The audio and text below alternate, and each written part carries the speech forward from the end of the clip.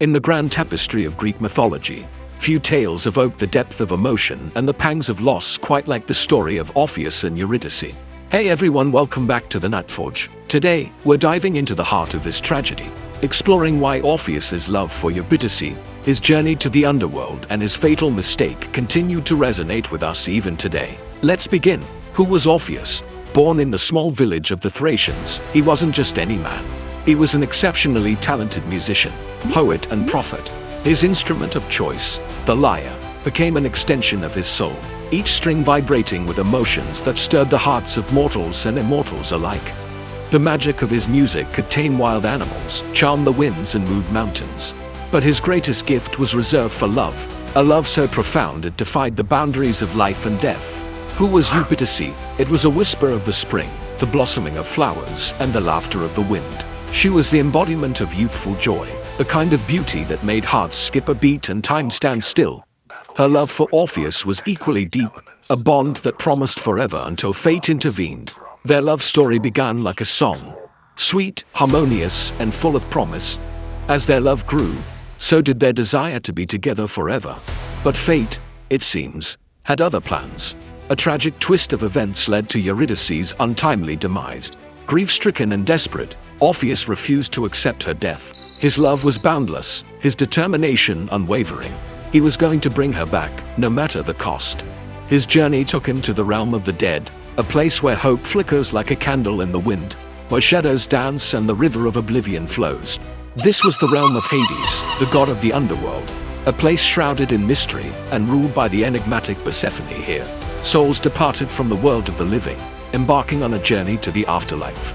The entrance to this underworld was at the edge of the earth, veiled by a dark and gloomy mist. No sunlight dared penetrate this gloom, casting an eternal twilight over the land. A single chilling echo haunted these parts, the lament of souls forever lost. Determined to defy the finality of death, Orpheus decided to venture into the underworld. With lyre in hand and heart filled with hope, he descended into the depths of this shadowy realm.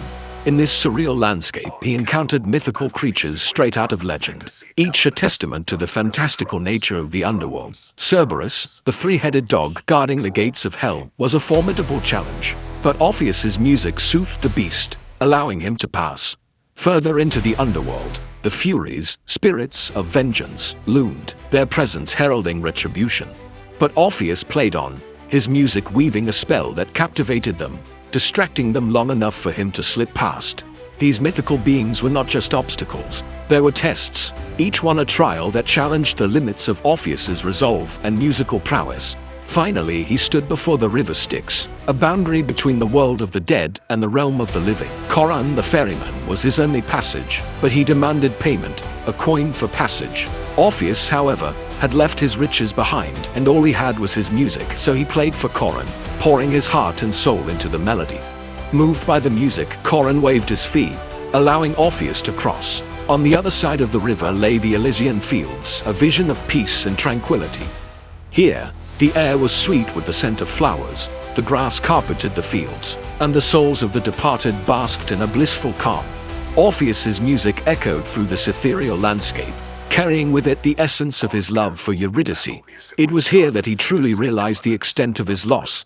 The faces that turned towards his music were beautiful, peaceful, at rest, but Eurydice was not among them. Despair threatened to consume him, but then he heard a voice, soft yet clear, calling out his name. Could it be? There she was, emerging from the shadows, as radiant as the sun breaking through the clouds. Overjoyed, Orpheus rushed towards her, his music momentarily forgotten. But just as he reached out to touch her, the ground beneath her feet began to shake. The music stopped. The carefree laughter of the Elysian fields faded into an eerie silence. The earth split open, and with a deafening roar, the lord of the underworld himself emerged. It was Hades, god of the dead, king of the underworld. He was not a deity to be trifled with. His presence commanded respect, fear, and obedience. And now he was here, staring intently at Orpheus and Eurydice.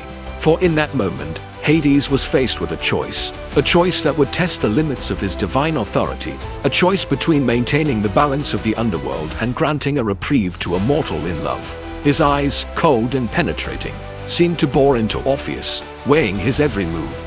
In those silent moments, the fate of two lovers hung in the balance. The air crackled with tension as Hades surveyed the scene, his gaze unwavering.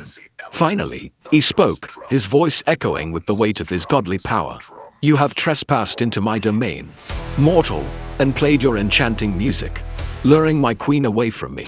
Orpheus trembled, his earlier confidence shaken by the sheer power emanating from the god of the dead. "My lord," he began, his voice shaking slightly, "I meant no disrespect. My music was a lament for my lost love, not a tool to deceive." Orpheus poured out his tale of love for Eurydice, emphasizing his innocence and the purity of his intentions. But Hades remained unmoved. The rules of the underworld were absolute and he was bound by their ancient laws. To break them for a mortal, no matter how compelling the reason, would disrupt the cosmic balance.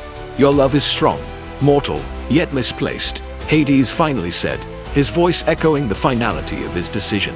"You have awakened my queen from her slumber, a slumber that was meant to be eternal. She is destined to remain in my realm." As Hades turned to lead Eurydice back into the shadows, Orpheus couldn't bear the thought of losing her again. In a moment of desperation, he began to play, pouring every ounce of his love, sorrow, and anguish into the music. The notes soared, pleading, begging, hoping against hope that something, anything, could change Hades' mind. Yet the god of the dead stood impassive, his expression unreadable behind his stern facade, and so the bargain was struck. Orpheus, in his infinite grief, was granted one last chance. He would lead Hades to a secluded cave where the sounds of the world couldn't reach. There, the god of the dead would decide Eurydice's fate. If Orpheus could win Hades over with his music, if he could move the unfeeling god with his art, then perhaps, just perhaps, Eurydice would be returned to him. If not, she would remain in the underworld, and Orpheus would be left to carry the burden of his choice. The path to the cave was fraught with peril. Orpheus, consumed by his mission, pushed on, the lyre a beacon in the darkness. Finally, they arrived at the cave's entrance. Taking a deep breath, Orpheus stepped inside.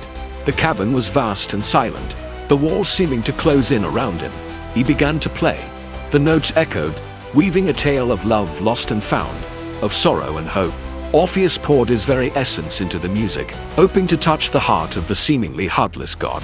But Hades remained unmoved. Despite the raw emotion in Orpheus's music, he sat impassive, his gaze fixed on the flickering shadows cast by the fire. Orpheus played on, oblivious to the god's reaction. He played until his fingers bled, until his heart ached with the effort. Yet still there was no sign of cracking Hades' resolve. The music ended, leaving an echoing silence in its wake. Orpheus, exhausted, looked up at the god of the dead, his face pale, his eyes pleading. In response, Hades stood up. He walked out of the cave, leaving Orpheus in total darkness. Alone in the suffocating blackness, Orpheus waited, his fate hanging in the balance. When he heard Hades's voice echoing outside, it was like nails on a chalkboard, grating on his raw nerves. "You have played well, mortal, but your music has not swayed me. Your Eurydice is mine, and no bargain can change that." With those words, Hades vanished, taking Eurydice back into the shadows of the underworld. Orpheus, utterly defeated, stumbled out of the cave. The world around him seemed alien, the colors muted, the sounds distant. He felt empty, hollowed out by grief. The music that had once been his life force now echoed within him as a constant reminder of his loss. As Orpheus emerged from the cave, the world around him seemed to mock his misery. The chirping of birds, the rustling of leaves, the laughter of children at play, all served to emphasize his own sorrow. Unable to bear the weight of his grief, he collapsed at the foot of a nearby tree, the lyre clattering to the ground beside him. As darkness enveloped him, he saw Eurydice one last time, not in the flesh, but in a dream. She reached out to him, her touch as evanescent as morning mist, her smile as fleeting as a daydream. Then she was gone, leaving him in the cold grip of reality. In the end, Orpheus, the master musician, the poet whose words once danced on the tips of his tongue, was reduced to a broken shell of his former self. His heart, once brimming with love and life, grew cold and hard like a stone. Unable to reconcile himself with the loss of Eurydice, he forsook his music, his poetry, and ultimately himself. Some say he died of a broken heart, while others claim he took his own life, unable to live without his beloved. The tale of Orpheus serves as a potent reminder of the complexities of love and loss, the allure of the forbidden and the consequences of defying the natural order. It's a story that continues to resonate across cultures and eras, touching the hearts of all who hear it. Why does Orpheus's tale continue to resonate with us? Perhaps it's the universality of his love for Eurydice, a love so pure and intense that it transcends the boundaries of life and death. Or maybe it's the haunting image of a man willing to brave the underworld itself for the sake of love. Whatever the reason, the story of Orpheus and Eurydice remains a timeless testament to the enduring power of love and the heartbreaking depths of loss. What do you think?